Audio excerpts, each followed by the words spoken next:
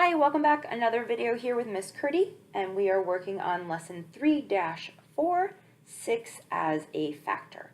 Our last lesson was 3 as a factor, and when we were doing 3's as a factor, we were thinking 2 groups plus 1 group. And we're going to use a similar strategy as this when we're talking about 6 as a factor.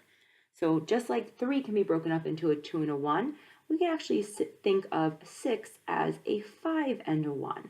And the reason we want to do this is because our 5 as a factor is very easy to solve because we can just skip count by 5s.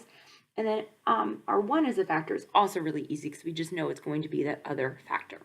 So when we're looking at this, we can picture it instead of 6 groups of 4, we can think of it as 5 groups of 4 plus 1 more group. So here I'm going to skip count by 5s 4 times and then add 1 more 5. So in this case, I'd have 4 groups, 5, 10, 15, 20, and I would take that 20 and add it to the 4 to get a total of 24. Here's another example of 6 times 7, where I can think of it actually as 5 times 7 and do my skip counting.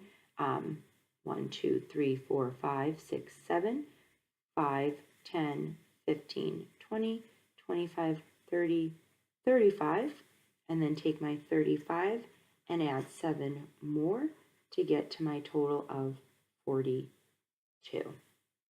So again, when we think of this, we can take our 6 times 8 and thinking of it as 5 times 8, and then a 1 times 8 because our identity property makes that equation really simple. And we would get our total. 5 times 8 would be 40 with my skip counting strategy, and then 1 times 8 is 8. 40 plus 8 is 48. So let's take a moment. This is definitely a little bit trickier, so we will practice it with a couple of problems before you start working on your workbook. So when I think of 6 times 3, what I can actually think of as a 5 times a 3 and a 1 times a 3. 5 times 3, if I skip count, I get 5, 10, 15, and then I know 3 times 1 is just 3, so this becomes a very easy equation for me to solve. 15 plus 3 would equal 8. Down here is another example. 6 times 9, I can think of it as 5 times 9 and 1 times 9. And when I solve that, I can skip count by 5s.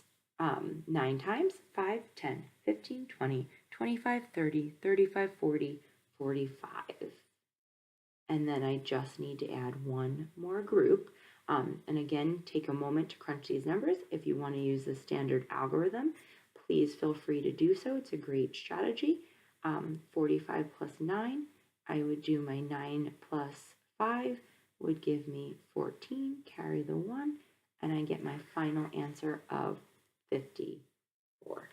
This is a really useful strategy when solving problems that have larger factors like a 6 and a 9. Think of it as 5 times 9 and then 1 more group. Again, this is a strategy that will require some practice, which you will get now using your other resources. And always keep in mind to look at both factors to see what strategy would be best for you. In this case, you'll be practicing 6 as a factor.